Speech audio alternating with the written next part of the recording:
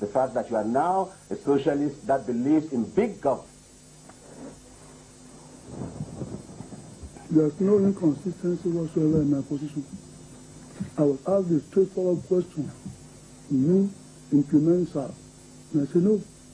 Nigerian people wouldn't have voted for me to implement the policy of the federal military government. We will implement the SDP policy. If NRC's business is to carry on SAP, that is their own party policy. That is the first thing. There's no inconsistency. I pointed out issues of budget deficit. I pointed out issues of oversupply of cash into circulation, which were spotted by your candidate as being atrocious. These are the consequences of the implementation of SAP, which I said we will not implement. So this question about inconsistencies and so on, I don't know where you found it from. I supported the idea of SAP when it was introduced, because no country in the world will sell goods to Nigeria other than for current purchases, other than on a cash and carry basis.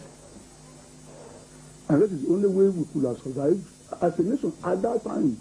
See, there are so many ways of going about this thing. The question you have not really asked me what the alternatives are, but I will tell you. SAP, to the extent that it pumped out more money than the goods are available, is antisocial. It makes life difficult for those on small income. It makes life a nightmare for the poor. But it was not intended like that. Nobody told us that to be part of the malady. And secondly, I've just told you that the introduction was sound at the time it was done. I bagged it. There was no way we could buy when we owed for so many months. We didn't even know how much we owed for a long time. You see, the problem we have in this country is the problem of management.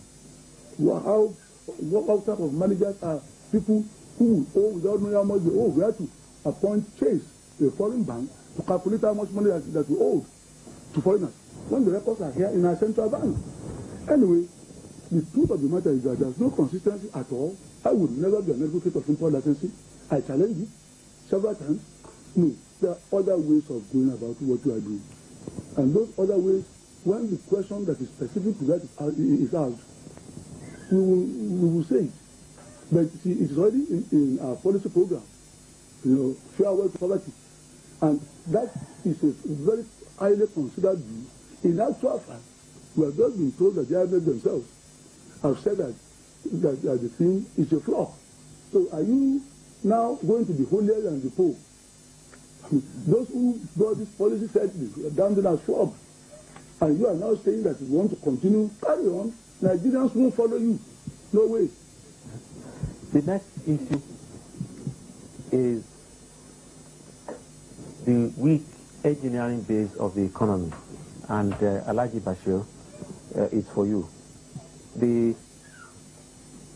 Without a solid technological base, the country cannot produce intermediate and capital goods, namely motors, tools, machines, and spare parts.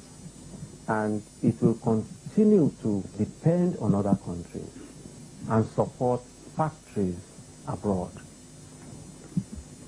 What are you going to do about the weak technological base of this economy? Well, you see, essentially the problem of this country is economic and lack of good planning. I wish you had allowed me, to complete my thesis about how you wanted me to put this economy right. I just started and you stopped me. However, with regards to that, I think it's an issue of education and how you structure it, and also a matter of defining your national objectives with regards to technology. When you take education itself, we have to plan education in a way that we want to develop. We have to plan education that way, otherwise we shall be planning for nothing. I believe that we have to plan education for technology, especially at this time when our country needs certainly technological takeoff. If you go back a little, I think 1980, when the Second Republic began in 1979, they created a Ministry of Science and Technology.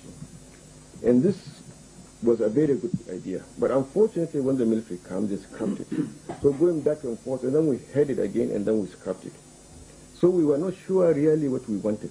But I think we can structure our education in such a way that we can give emphasis to technology in education, right from secondary school to technical colleges and to universities. It is necessary, in my opinion, that we specialize. We get certain universities to specialize in certain aspects of technology, in certain aspects of sciences, because that is what Nigeria needs nowadays. And we have to certainly fund education as heavily as we can. Right now, it is deplorable, the amount of money we pump into education, just under half of what UNESCO advised, about 5%. And UNESCO's level will be about 15%. So I think what we have to do now is to get money into education by reprioritizing our priorities, by casting them again. My government will certainly put more money into education so that we can achieve that technological test that we need. We have to put our curriculum right. We have to focus our attention to education. The Ministry of Education and the Ministry of Technology must be given this right people place so that it can work and train Nigerians for this technology. Thanks very much. Bashir. Well, education is a very difficult crisis in Nigeria. So much so that we simply will have to start all over again. The priority has to be accorded to education in everything that we do. Forget about technology. Education itself. I was calculating about 2 weeks ago